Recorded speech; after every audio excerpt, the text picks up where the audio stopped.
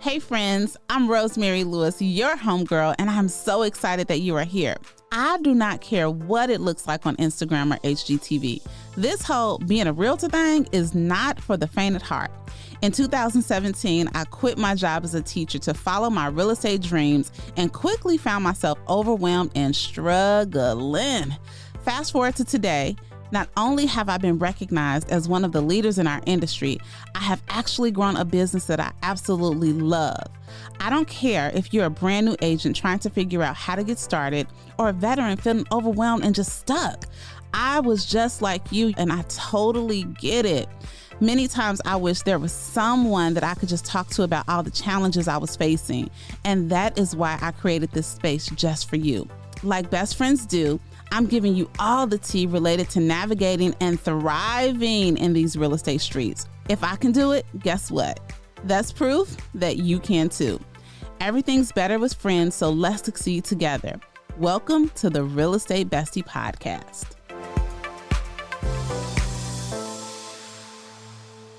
Hey besties. Okay. So I'm going to start right off the bat with a little bit of a warning about this episode. It may be a little bit different than what you're used to when you come to the Real Estate Bestie podcast, but more importantly, I just want to give a disclaimer that it may be a trigger for anyone who has dealt with or is going through any part of the grief process. My life has been lifing. And because, though, we are in community and because I truly believe that Real Estate Bestie, y'all are truly an extension of who I am. And when I'm going through things, I find it important, like one of my spiritual gifts is exhortation, right? Just the gift of sharing. I find that I'm compelled to share because I truly believe that we are doing life together in this community. And what you know from being a part of our community is that we don't just share, when everything is great and like all these smooth business tips, but we really go through and we discuss when life starts lifing, because I just think that it's important to know that you are not alone if you are in a tough season right now. And I'm going to be honest with you. I am in a very tough place, but also in a very grateful place. It's weird. And I'm used to this weirdness, right? And the weirdness is being in a state where you are truly grieving, but you are truly grateful for what you have had to experience. So on this day, I'm recording this in August, and I am just a few days removed from one of my very, very closest friends actually being healed, okay? I have a great girlfriend, Catherine, and she had a cancer diagnosis, and we were praying for healing. We've been praying for healing for over 20 months. And last Wednesday, she got her healing. It just did not come in the way that we were praying for. And the reason why I feel compelled, right, to share with all of the real estate besties is I thought about a couple weeks ago, and I'll link that episode here, where on our Q&A episode, someone asked a question about, how do you show up, right? Like when just things of life are happening, how do we continue to show up in our business? How do we continue to show up in our profession, or just show up for life? And like, I'm just going to be 100% real with you.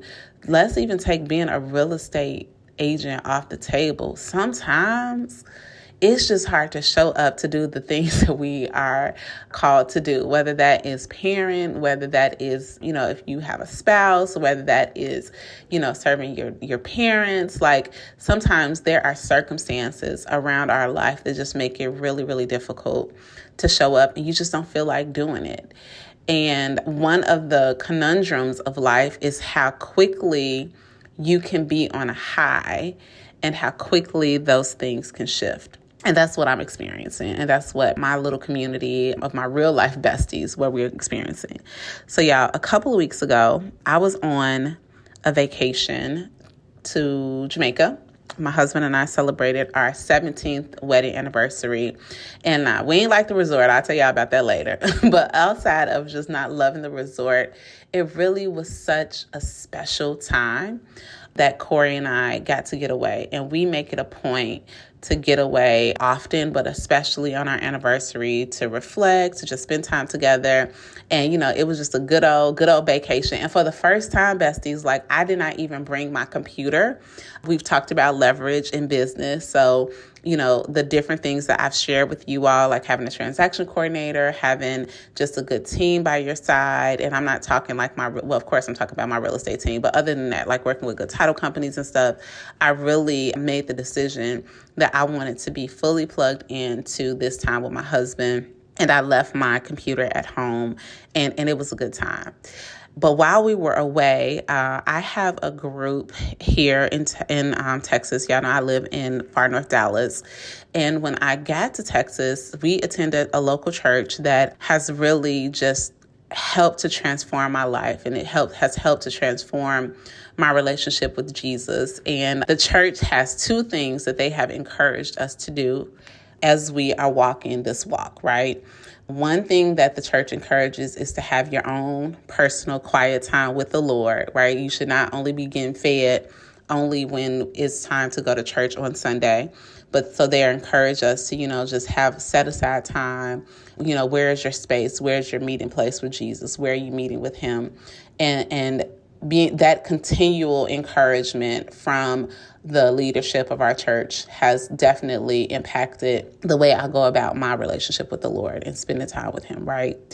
And then the second thing that the church continually encourages is to be in community and to be in healthy community. And the way that our church achieves healthy community is through what we call life groups, right? So they pair you with other people who are in similar life seasons as you. And, you meet with them a couple times a month. You do service projects together. You have social outings together. And here, our life group has truly become our family.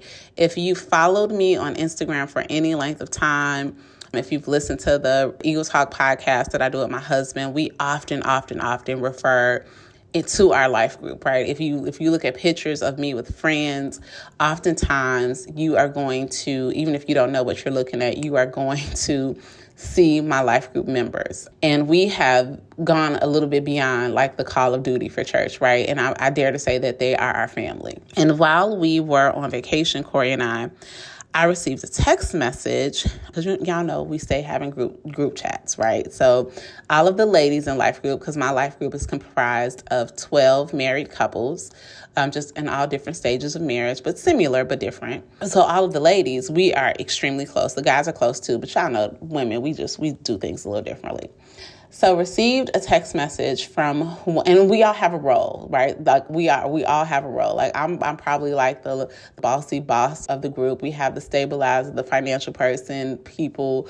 We have the hostesses with the mostesses. We have our nurse. We have, just everyone has a role where we take leadership in our group, I should say.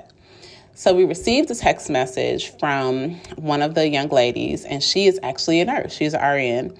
And she has been walking through and helping us to understand a diagnosis that one of our sisters, Kat, had. Kat was diagnosed with triple negative breast cancer in, I think it was like March or February of 2022, so about 20 months ago. And we have just been walking through a lot of ups and downs within her cancer journey, right? And initially going into her cancer journey, we thought that she would, be we prayed and we really believed that she would be one of those stories that, she would just beat the cancer on this side. Like we gave it months, right? We got trips planned. We got life to do, right? So we're going to go ahead and knock out this chemo, go ahead, get your reconstructive surgery so that we can keep it moving. But Kat actually endured a lot of challenges throughout her diagnosis. But when I tell y'all, she has just championed that with so much grace and grit. But beyond grace and grit, she, was always an encourager for us, right? So if one of us were to call her to see how she was doing or stop over there or offer support or services, she would hit you right back. Like, oh no, I don't need anything. But like the other day, she brought me a Starbucks cup like not too long ago, right? That's just the type of person Kat is or was. So while on this vacation with Corey, The other young lady who's the RN just sent us a message in our girls group chat, just said, hey, just want to give y'all a heads up that Kat is in the hospital. And it seemed minor, right? When I read the initial text message, it seemed minor because we have all experienced some stints of her being in the hospital for 2 or 3 days, with a small infection or, something that definitely she normally would be coming right back home for. So I'm just going to fast forward and say that it ended up not being minor, what she was in the hospital for. And when I got off the plane last week to get back to Dallas from Jamaica, just all in love, hey, boo, me and Corey, okay, time to get back to work, time to get to planning the real estate bestie birthday party and masterclass, right? We got big life plans coming on, but those plans got disrupted.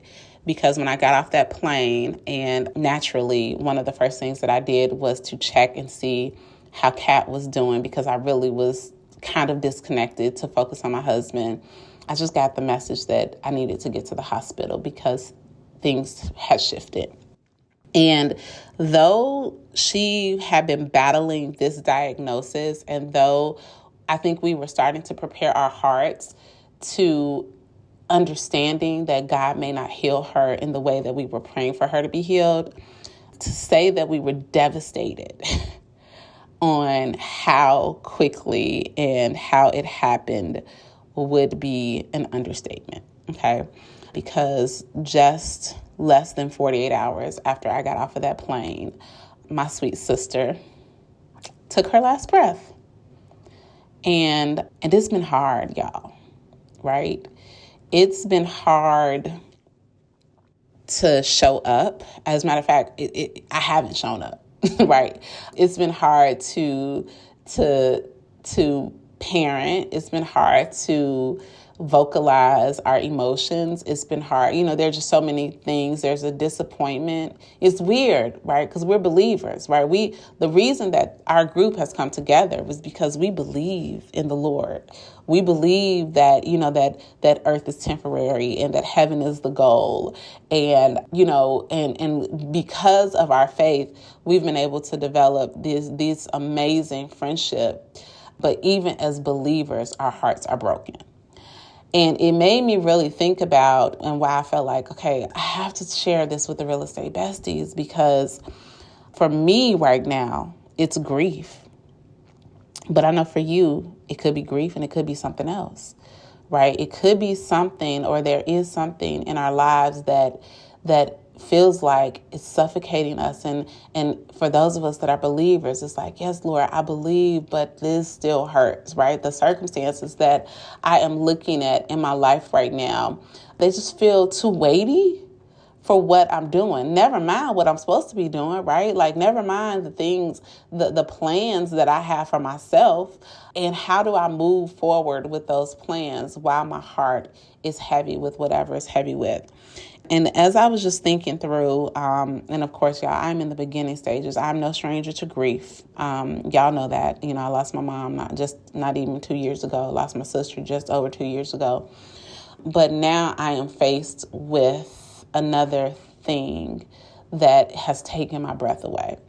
But I'm tapping into Kat, right? I'm tapping into my sister, and I'm just thinking about her and how she was and how she would respond. And I am taken back to a conversation that she and I had maybe 3 weeks ago. I'll have to look at my phone, but she had just received some news from a scan.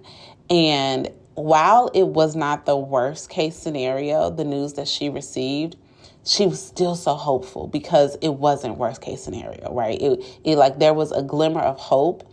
And while I hung on to that bad news, right? I called her to see how she was really feeling, because I was hanging on to the negative part of the report, but she was clinging, okay? She was clinging to the hopeful part of the report and was giddy, right? She when I called her, she was just hey, her exact words to me was Rosemary, I don't know why I'm so good, but I'm so good. I'm really good and I'm really hopeful. And, you know, we have this one last clinical trial that the doctors feel really positive about. And that's where I'm choosing to shift my focus instead of focusing on the other things, right? And that ministered to me so much that day, and it continues to minister to me. And I'm just thinking through, you know, a couple of things in my life, like when the bottom is falling out or when you're overwhelmed or when you're in the valley season. What are some things that you can be doing now, even if you're not in the valley season, to help you get through? And here are a couple of things. The first thing is that I truly, truly believe that a lot of us suffer in silence. I shared that with you when we talked about when I read my journal a couple weeks ago. And I do believe that because some of us have experienced non-healthy relationships, that we are not actively seeking healthy community. And quite honestly, that's kind of where I was before I moved to Texas, before I came to this church that kept preaching healthy community to me. It was just kind of like, I was like Drake, no new friends, like I got my one ride or die back in Chicago. But the reality is that we need to be doing life in community and we need to be doing life with people. The key is healthy community. And that's one of the reasons that I am so adamant about us building what we're building within the real estate bestie community, right? Especially in a profession that can feel cutthroat, that can feel dog eat dog. And even if it doesn't feel like that, it's just hard, right? We're dealing with all of the complexities of market right now. And if you are trying to navigate this season on your own, and even just talking about business, it can feel impossible, right? If I was trying to navigate right now on my own the loss of Catherine, I don't know that it will work, right? As a matter of fact, I know it wouldn't work. As sad as I am, and as devastating as it is to know that my 37-year-old friend has made her transition, I'm comforted to know that I have 10 other sisters that know exactly what I feel like, right? 10 other people that have shared dinner tables, and we've done game nights, and we've done sushi nights, and we've done prayer calls together, and we all know her kids, we all love her husband. So as unbearable as this feels, knowing that we get to walk through this in healthy community and that we were building it before we knew to the extent that we would need it has been everything.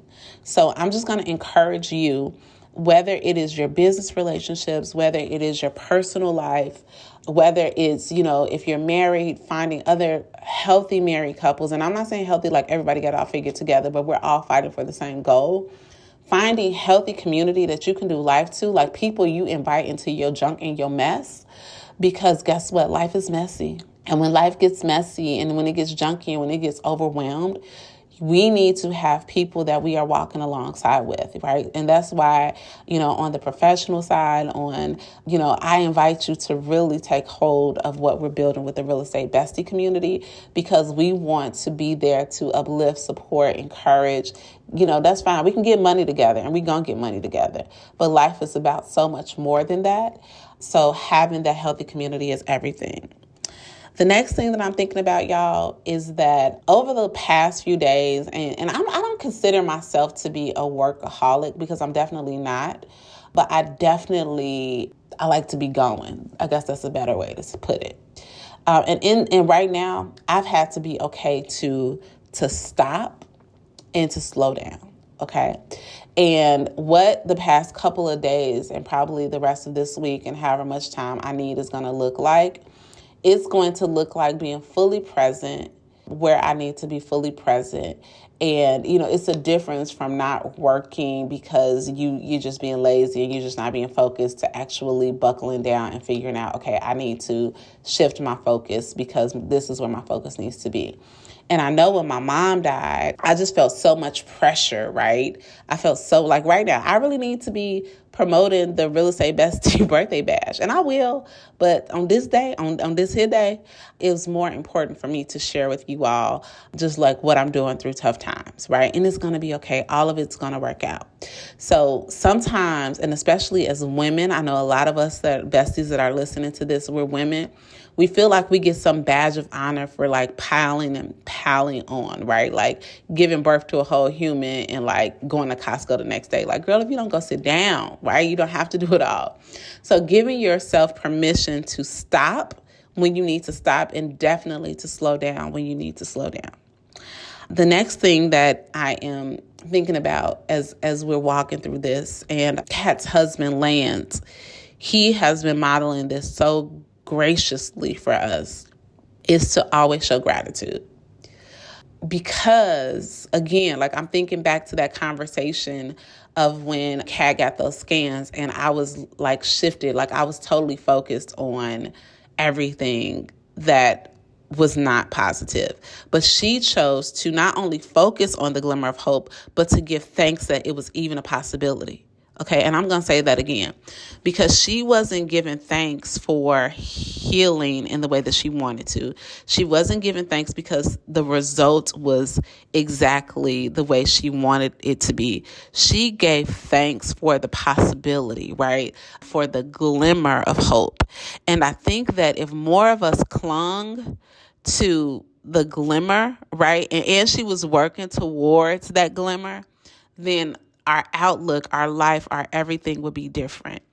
So gratitude. So where are you struggling? Like, are you struggling financially? But can you thank the Lord that the lights are still on? Right? Are you in a tough relationship, but you can thank God that, you know what, even in this tough relationship, he's teaching you more about you, right? Is business going wonky, but are you grateful for, you know what, if it was just a lease, that lease that you got this month is going to help sustain you and your family so that you can continue to move forward. So finding a way to just really err to the side of gratitude. And then here's the last thing, y'all. And this is the hope. This is the hope. But if I'm being honest with you, what I know is the hope is still hard to cling to when I miss my friend. But this is what is going to give me the capacity, going to give our group the capacity to keep moving, is understanding that Jesus is really the goal. Right. And I'm just talking about in everything. Like Jesus, like newsflash, Jesus is the goal of the Real Estate Bestie podcast. Okay. I really hope that you ball out, that you become rich, that you become the top agent, you get your little plaque on the wall at your brokerage. And I hope that we give you tools and know how to do that on this podcast. But more than that, I hope that you get a healthy dose of Jesus every time you come here. Right. Because he is the one who's going to save you. He is the not making, selling 10 million in real estate, not being, getting 50,000 followers on Instagram. Our hope has to be in Jesus Christ. And I think that we understand that even more when we are faced with death. And while I know that I'm going to miss Catherine to no end, there was a point where, as she was transitioning, one of our good friends, it wasn't me, child, because I can't sing, but y'all know if I could sing, I would light you up. But our friend sang the song, I Can Only Imagine. And if you don't know those words, I encourage you, I'm going to put a link here to it. But it just says, I can only imagine what it would be like, to be by your side, to worship God, to just see him and experience him face to face. And her words in that moment, right, as it made me stop looking at the pain and the suffering that we were witnessing our friend going through, but it started to shift my conversations with God, to shift the atmosphere because we knew he was about to welcome her home. So I would be remiss if I did not end this podcast without encouraging you and offering you the gift that is Jesus Christ. And I don't know where you are in your faith walk right now. I don't know if you're far from God. I don't know if you grew up in church and, you've never quite known him for yourself. Or I don't know if life has just thrown you so many curveballs that you don't know whether you're going to come. I don't know. But what I do know, and I also don't know every verse in the Bible, so don't ask me. I'm not a Bible scholar. But I do know that the bottom right now is falling out in my life. I know that I am missing my friend, that this loss is triggering a lot of other losses. And I know that today and the days ahead are going to be hard for me and my community. But I also know that our hope lies in Jesus Christ. Because we believe in him and because we have accepted him into our hearts, we know that not only does Catherine have eternal life, but we should have eternal life. And that is what the goal is. Not all these houses we sell in, not, getting real popular in front of the people, not looking fly, although I did have to put on some clothes today to make myself feel better, right? I had to not stay in a state of lamenting. I needed to get myself together. But Jesus is the goal. So if maybe it's lost for you, maybe it's not, but if you are wondering about that hollow, empty part in your life right now, I guarantee you that getting to know Jesus, it won't fix everything. It won't make everything all better. Your life still might be jacked up, but you will have hope and you will have somebody to take you through it. So, all right, besties, I think I got through this without crying. I don't know how. There's nobody but the Lord. I just want to encourage you all in wherever you are. Like I said, for me right now is grief, but I know that everybody is going through something. And I just want to let you know that you are not alone. Cling to healthy community. It's okay if you stop. Show gratitude and definitely cling to Jesus. All right? I hope y'all have a good week and I'll talk to you soon. If you enjoyed this episode and you have a real life bestie that you think it would resonate with, y'all, do me a favor. Go ahead and hit that share button because you know what? We are better together. Make sure you share the podcast and I appreciate your reviews. I appreciate you giving me 5 stars more than you know. I'll talk to you next week.